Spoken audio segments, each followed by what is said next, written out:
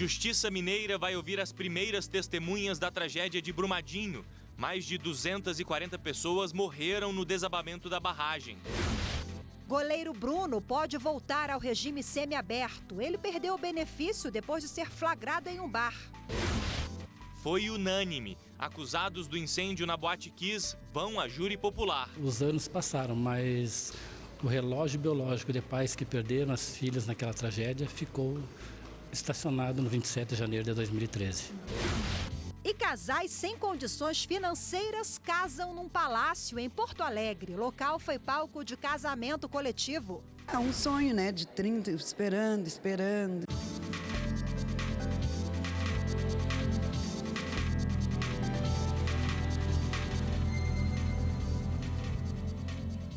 Olá, boa tarde. Boa tarde. A Justiça vai ouvir as primeiras testemunhas da tragédia de Brumadinho. 246 pessoas morreram no desabamento da barragem e 24 ainda estão desaparecidas. Quem tem as informações ao vivo e conversa com a gente agora é o repórter Gabriel Ciafrei. Olá, Gabriel, boa tarde para você. Oi, Rafaela, boa tarde para você, boa tarde a todos. As datas para as audiências com vítimas e testemunhas da tragédia em Brumadinho foram definidas ontem. As pessoas vão ser ouvidas nos dias 6 e 9 de julho. Todas vão ser indicadas pelo Ministério Público e também pela Defensoria Pública de Minas Gerais. O processo envolve diversos assuntos, como, por exemplo, o fornecimento de água na região atingida pela lama, além de indenizações a moradores e também produtores rurais. Só para dar uma ideia dessa tragédia de Brumadinho, 24 regiões foram atendidas e, por isso, foram incluídas neste processo. O rompimento da barragem ocorreu no dia 25 de janeiro deste ano. 246 pessoas morreram, 24 continuam desaparecidas e milhares também ficaram desabrigadas. Voltamos ao estúdio. Obrigado, Gabriel. E a Justiça de Belo Horizonte, Minas Gerais, decide daqui a pouco se anula uma falta grave do goleiro Bruno. E com isso, ele pode voltar ao semiaberto. Em outubro do ano passado, o goleiro tinha conseguido o direito de exercer um trabalho externo. Mas, em fevereiro, foi punido pela Justiça depois de ser flagrado em um bar com 2 mulheres. A transgressão foi considerada falta grave. A defesa negou irregularidades e pede para que a punição seja anulada. Bruno Fernandes foi condenado pela morte de Elisa Samúdio e pelo sequestro e cárcere privado do filho Bruninho. O goleiro está preso em Varginha. 3 desembargadores da 4ª Câmara Criminal do Tribunal de Justiça de Minas Gerais julgam, a partir de 1h30 da tarde, o pedido da defesa do goleiro Bruno. Por unanimidade, a 6ª turma do Superior Tribunal de Justiça decidiu que os acusados no caso do incêndio da Boate Kiss, ocorrido em Santa Maria, no Rio Grande do Sul, vão a júri popular. A tragédia deixou 242 mortos e 636 feridos. Paulo Carvalho carrega a foto do filho no peito. Rafael Carvalho, de 32 anos, um rapaz que adorava viajar e fazer amigos. Foi justamente por conhecer tanto esses amigos que ele visitando Santa Maria, os amigos que ele conheceu fora do Brasil. E aí, infelizmente, um amigo dele também morreu, né, que ele foi visitar, e 2 amigas conseguiram sobreviver. Que salvos por eles, né, por eles, né. Ajudaram muito para que elas não protegeram naquele tumulto todo. Rafael é uma das 242 vítimas do incêndio na Boate Kiss, assim como Andriele Rigg. Ela foi com as amigas à casa noturna na noite de 27 de janeiro de 2013 para comemorar o aniversário de 22 anos. Flávio Silva, pai da jovem, se tornou presidente da Associação dos Familiares de Vítimas e Sobreviventes da Tragédia de Santa Maria. Ele diz que, para as famílias, o tempo parou depois da tragédia. E aquele dia nunca mais saiu das nossas vidas, porque eu tenho dito, os anos passaram, mas o relógio biológico de pais que perderam as filhas naquela tragédia ficou estacionado no 27 de janeiro de 2013. Em recurso ao Superior Tribunal de Justiça, a Associação dos Familiares de Vítimas e Sobreviventes da Tragédia, juntamente com o Ministério Público do Rio Grande do Sul, pediram para que os responsáveis pelo incêndio na Boate Kiss fossem julgados por um júri popular e condenados por homicídio duplamente qualificado, motivo torpe e emprego de meio cruel. As qualificadoras foram afastadas pelo Tribunal de Justiça do Rio Grande do Sul. De acordo com a decisão da Justiça Gaúcha, os crimes foram culposos e, portanto, deveriam ser analisados por um juiz singular. No julgamento do recurso especial no STJ, o Ministério Público Gaúcho pontuou que, como não foram observados os elementos de segurança necessários para a casa funcionar. Todas as decisões que eles tiveram, em que se pautasse a segurança ou o lucro, eles sempre decidiram pelo lucro. Para botar espuma, para botar na porta, para não ter extintor de incêndio, sempre as decisões que se tinha entre segurança e lucro, lucro. Então nós entendemos que a busca indevida, exagerada pelo lucro, caracterizaria a ganância, que isso daria a qualificadora. O Ministério Público Federal completou que, por se tratar de um crime doloso contra a vida, é de responsabilidade do júri popular julgar a questão. O órgão constitucionalmente competente para julgar os crimes contra a vida e, portanto, apreciar as questões atinentes ao elemento subjetivo da conduta do agente, aqui suscitados, é o Tribunal do Júri. Vedada essa Corte, o Supremo Tribunal Federal, avocar tal competência. Após as sustentações orais, o relator do caso, o ministro Rogério Schietti Cruz, leu o voto e deu parcial provimento ao recurso. O magistrado reconheceu os indícios de dolo eventual e determinou que o processo seja julgado pelo Tribunal do Júri. Se, pela análise não aprofundada da prova colhida, se considerarem suficientes os indícios de cometimento de um crime doloso contra a vida, a ser julgado pelo órgão natural e constitucionalmente competente, o Tribunal do Júri. Por unanimidade, os ministros da sexta turma acompanharam o voto do relator. Com isso, as qualificadoras de motivo torpe e emprego de meio cruel foram afastadas e o processo será julgado pelo Tribunal do Júri. A Associação Nacional dos Procuradores da República anunciou a lista tríplice com as sugestões do Ministério Público para a indicação do novo Procurador-Geral da República. O subprocurador Mário Bonsalha foi o mais votado, com 478 votos. Luísa Franchisen e Bleu Dalu também compõem a lista. Agora, o nome dos três vai ser enviado ao presidente Jair Bolsonaro, que não é obrigado a indicar para o cargo um dos nomes. O mandato da atual Procuradora-Geral da República, Raquel Dodge, acaba em setembro. Dodge não se candidatou à lista tríplice, mas disse estar à disposição para o novo mandato. E a seguir, a gente vai conversar com um especialista em planos de saúde, campeões de ações na justiça. A operadora, por exemplo, só pode cancelar o contrato por falta de pagamento e fraude.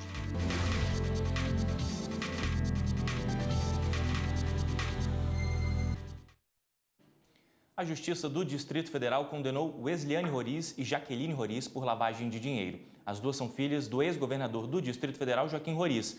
Elas foram denunciadas por recebimento de propina paga ao pai quando ele estava à frente do governo do DF. A pena é de 3 anos de prisão em regime inicialmente aberto. A decisão é de primeira instância e a defesa afirma que vai recorrer. Os casos envolvendo planos de saúde são bem comuns na Justiça. No Distrito Federal, um casal vai ser indenizado pelo cancelamento do contrato sem aviso prévio. Veja em quais condições um plano pode ser cancelado e o que fazer nessas situações. A Simone e mais 3 pessoas da família são seguradas do plano de saúde do pai dela. Ele era o titular do contrato e morreu em abril deste ano. Com isso, a operadora tentou cancelar a cobertura. O jeito foi buscar a justiça para impedir. A família conseguiu uma liminar para manter a vigência do contrato até a transferência da titularidade para a mãe. A gente entrou com essa ação judicial e já estamos com a liminar deferida, né, agora no começo de junho, então estamos aguardando e já entramos também com um pedido de dano moral por toda a angústia dessa espera, né? Este não é um caso isolado de cancelamento de plano de saúde feito de forma irregular. Aqui no Distrito Federal, um casal de segurados também foi surpreendido na hora de fazer um tratamento médico. 3 meses após o início da vigência do contrato, os dois souberam que ele havia sido cancelado. Sem alternativas, tiveram que gastar mais de R$4 mil com os procedimentos médicos. Agora, a empresa que vendeu o plano e a operadora foram condenadas. Vão ter que pagar indenização por danos morais e materiais e ressarcir os consumidores. Para evitar este tipo de situação, é importante os clientes saberem que o contrato só pode ser cancelado por decisão da operadora em 2 casos. Quando há fraude, por exemplo, na identificação do consumidor ou por informações falsas. Ou então quando o segurado não paga a mensalidade. Neste caso, o plano só pode ser cancelado após 60 dias de inadimplência, corridos ou não. Mesmo assim, o cliente deve ser avisado com pelo menos 10 dias de antecedência sobre o cancelamento. Este advogado explica que os consumidores devem sempre estar atentos. Em caso de cancelamento irregular, devem buscar primeiro a operadora. E se o plano não for solucionado, a justiça deve ser acionada. A primeira dica que a gente dá é exatamente formalizar. E essa formalização ela pode se dar pegando o protocolo, se a pessoa ligou para a operadora para procurar saber o porquê que seu plano foi rescindido, e também pode enviar um e-mail, porque o e-mail, caso haja a resposta da operadora, vai ficar tudo documentado, inclusive qual foi a motivação, a fundamentação que a operadora usou para rescindir o contrato.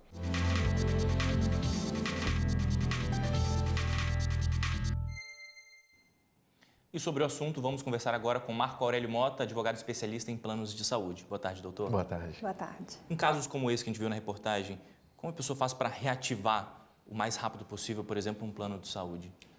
A gente sempre orienta que o paciente procure a operadora, informe o que está acontecendo, né, e verificar por qual razão o plano foi rescindido. Se a operadora, no caso, não reativar o plano por um erro, o paciente pode buscar a tutela jurisdicional, né?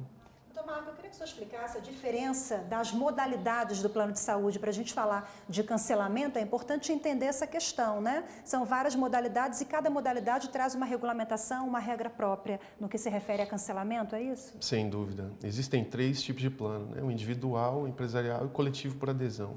O individual ele tem a regra prevista no artigo 13 da Lei 9656 e prevê que a operadora somente pode rescindir aquele contrato se notificar o beneficiário do atraso até o 50º dia e informar de forma adequada que até o 60º dia o plano dele pode ser cancelado ou não. Esse prazo é importante porque o cliente pode, nesse período, reaver o seu contrato, pagar aquilo que está atrasado e a operadora é obrigada, por norma, a reativar o seu plano. Se passar esse período de 60 dias e ele não reativar, não pagar, aí a operadora está autorizada a rescindir aquele contrato. Um ponto importante em toda essa história é que a notificação tem que ser clara, tem que de fato chegar à pessoa. E isso é um ponto que fica em aberto às vezes, né? Perfeito. Ele tem que ser informado que ele tem o direito de reativar aquele plano e que se ele pagar, vai voltar àquela condição. Em verdade, sequer deveria ter sido cancelado se não tivesse a notificação. Então, um e-mail que a pessoa não abriu não pode ser considerado como uma notificação válida, um SMS. Mas uma gravação onde o atendente da operadora informa que aquele plano vai ser cancelado se ela não efetuar o pagamento, essa sim é uma notificação válida se ela for adequada e clara e o consumidor conseguir entender. E a notificação válida é a responsabilidade de quem? Da empresa ou da operadora do plano de saúde? O Código de Defesa do Consumidor deixa claro que essa é a obrigação da operadora ou da administradora do plano de saúde.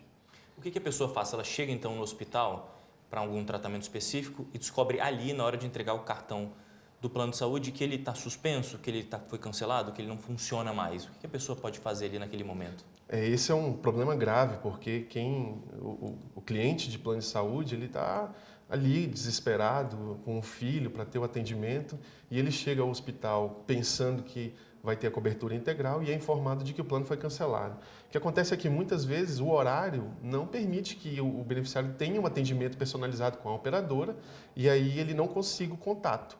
Então é necessário que ele busque a operadora, mas se não conseguir, ele pode procurar o judiciário, o plantão judiciário, que ele vai ter a sua demanda atendida. Doutor Marco, ainda sobre cancelamento, falando da modalidade empresarial, o empregado que for demitido, ele tem a oportunidade de continuar com o plano de saúde à parte, sem vínculo com a empresa? Sem dúvida.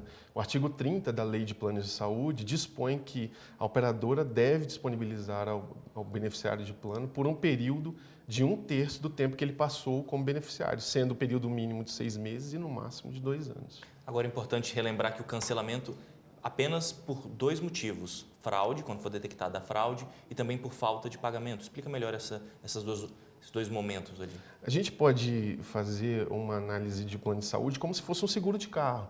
Porque se a pessoa não paga a mensalidade daquele seguro de carro, ela não vai ter o seguro quando eventualmente bater. Então, se o consumidor ele espera ficar doente para pagar a mensalidade do plano, também não é justo para que a operadora mantenha aquela cobertura.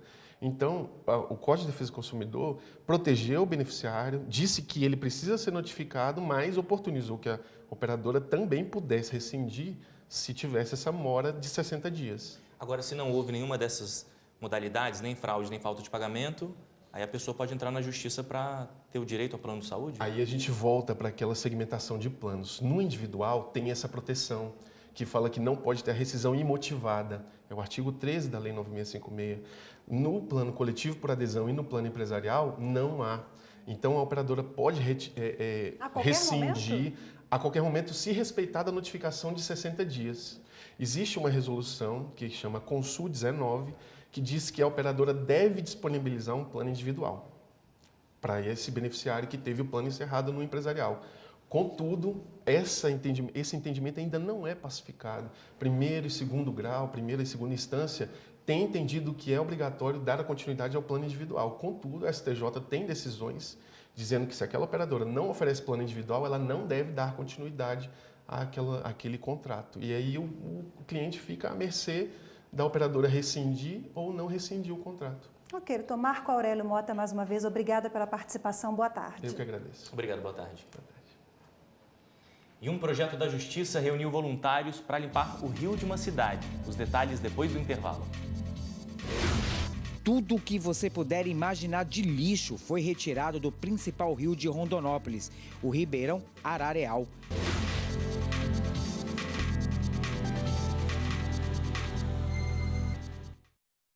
Um advogado concursado da empresa Brasil de Comunicação, EBC, teve negado o pedido de jornada especial. Ele pretendia ter reconhecido o direito à mesma carga horária da categoria de 20 horas semanais. A decisão é da 8ª turma do TST. E quem tem outras informações e fala ao vivo com a gente, direto lá do Tribunal Superior do Trabalho, é o repórter Pablo Lemos. Olá, Pablo, boa tarde para você. Olá, boa tarde a todos que nos acompanham. Olha, o advogado admitido em 2013 alegou que o plano de cargos e salários editado em 2009 pela EBC determinou a aplicação da jornada de 20 horas aos advogados. Mas, no entendimento dele, isso não pode ser revogado pelo edital do concurso público. O pedido do advogado foi aceito pelo TRT da 12ª região, mas a EBC entrou com recurso no Tribunal Superior do Trabalho. A relatora do caso, ministra Dora Maria da Costa, observou que o artigo 20 do Estatuto da Advocacia permite a fixação da carga horária diversa, na hipótese de acordo, convenção coletiva ou dedicação exclusiva que esteja prevista no contrato de trabalho, como é o caso do advogado concursado. Sendo assim, a 8ª turma considerou apenas a jornada de 40 horas semanais previstas no edital do concurso público. A decisão foi unânime. Voltamos ao estúdio. Obrigado, Pablo. E o Conselho Nacional de Justiça iniciou um trabalho de levantamento de informações sobre a situação da infraestrutura das varas especializadas em infância e juventude. O objetivo é fazer com que os dados ajudem na elaboração de um plano para que essas unidades judiciárias tenham melhores condições de atuar no combate aos maus tratos e abusos sexuais de crianças e adolescentes. O filho desta mãe, que não quis se identificar, era uma criança normal, como muitas outras. Mas, de repente, começou a mudar o comportamento. E aí ele passou a ser uma criança tímida, desconfiada. Não falava, ele não contava. A mudança tinha um grave motivo. E foi aí que o drama dela começou. A criança, à época com 6 anos, contou que sofria abuso sexual pelo filho do ex-marido. Ele relatou todos os abusos dentro do carro. Que ele estava sofrendo, as coisas que o meio-irmão fazia com ele, que ele não gostava. E ele começou a chorar muito porque ele se sentia muito culpado por estar vivenciando aquilo. Casos como esse acabam chegando ao Conselho Tutelar, responsável pelo cumprimento dos direitos da criança e do adolescente. Este conselheiro explica que situações de maus tratos e abuso sexual de crianças e adolescentes independem da classe social. Temos casos de abuso sexual em famílias ricas, né? Muitas vezes fica velado, né? Por conta desse medo da exposição, as pessoas não querem denunciar e muitas vezes a própria família protege. E temos na seara mais pobre, né? Também, tanto violência física quanto violência sexual, a gente se depara muito com isso aqui, muito mesmo. Essas adolescentes moram em regiões de baixa renda e também foram vítimas de maus tratos e abuso sexual. Elas são acompanhadas pelo Núcleo de Prevenção e Assistência à Situação de Violência no Distrito Federal. Aqui, ao serem acolhidas, é feito um levantamento sobre a vítima e a família. Nós pegamos essas fichas que chegam para nós dos casos, contactamos esses pacientes e chamamos os responsáveis para que a gente possa fazer uma entrevista de acolhimento, que é o que a gente chama, que é uma primeira conversa para que a gente consiga compreender o que foi que aconteceu com essa criança ou com esse adolescente, a história de vida dele, como que é essa rede de apoio, se existe rede de apoio no sentido dessa criança estar amparada por uma rede familiar. O núcleo, que já foi premiado pela ONU pelo trabalho realizado com crianças e adolescentes nessas situações, busca por meio de diversas ações como o diálogo, a reintegração no ambiente familiar. A situação de violência, né, sexual, doméstica, violência física, mobiliza muito sentimentos de culpa, né, de raiva, são situações que desestabilizam a criança emocionalmente, né? Então a gente faz um acompanhamento psicossocial para fortalecer, né, e recuperar as redes de proteção. Esta estudante de 15 anos, vítima de violência física, conta que o acompanhamento contribuiu para o convívio familiar. Eu convivo mais com a minha mãe, estou sendo mais amiga da minha mãe, coisa que eu não tinha. Esta outra, de 14 anos, foi vítima de abuso sexual. Para ela, o acompanhamento amenizou o impacto do trauma sofrido. Ajuda muito, porque quando a gente não tem sempre o apoio dentro de casa para poder conversar com os pais, sempre que a gente vem que a gente desabafa com elas, na verdade, né, com elas. E a ajuda deve vir de todos os lados. A chefe do Conselho Tutelar ressalta que medidas que visem a maior proteção às crianças e adolescentes, como as que estão sendo discutidas pelo Conselho Nacional de Justiça, são sempre bem-vindas. Tudo que é feito, que é priorizado em termos de criança e de adolescente, principalmente na primeira infância, que é onde é a base de toda a nossa vida, de toda a nossa sociedade, do que a gente vai ser no futuro, eu acho muito importante. Eu acho que essa visão que o CNJ, que vários órgãos estão tendo agora, é muito importante. O projeto O Rio é Nosso, do Juizado Volante Ambiental de Rondonópolis, Mato Grosso, reuniu voluntários para uma causa nobre, a limpeza do rio Ribeirão Arareal. Caixa d'água, sofá, pneu, garrafa, tudo o que você puder imaginar de lixo foi retirado do principal rio de Rondonópolis, o Ribeirão Arareal.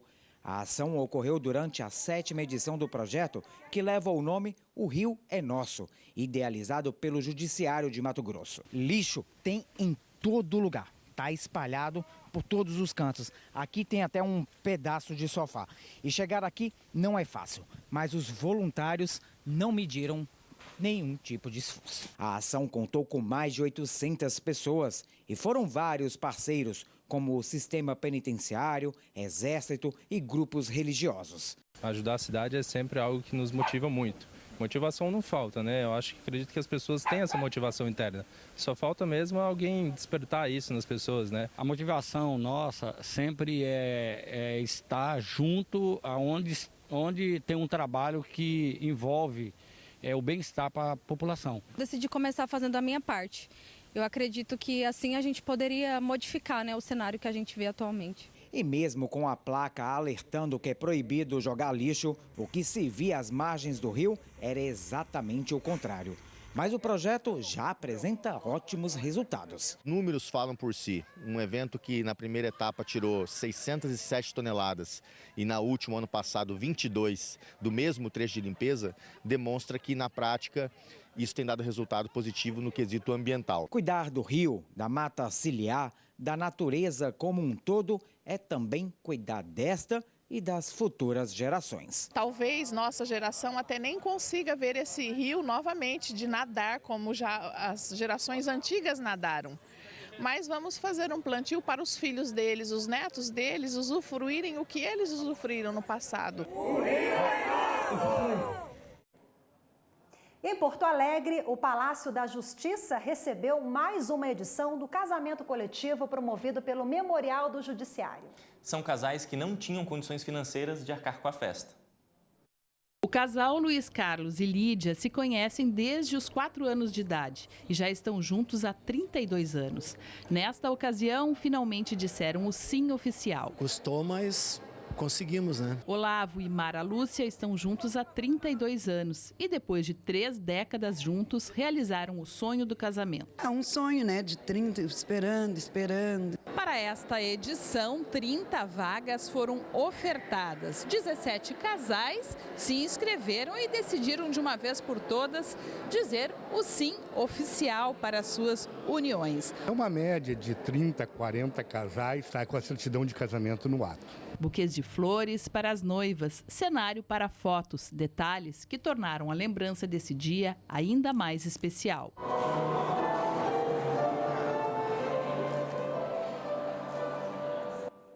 E esta edição do Jornal da Justiça fica por aqui. Muito obrigado pela sua companhia. Uma ótima tarde para você. E continue agora com a programação da TV Justiça. Amanhã a gente se encontra de novo. Tchau.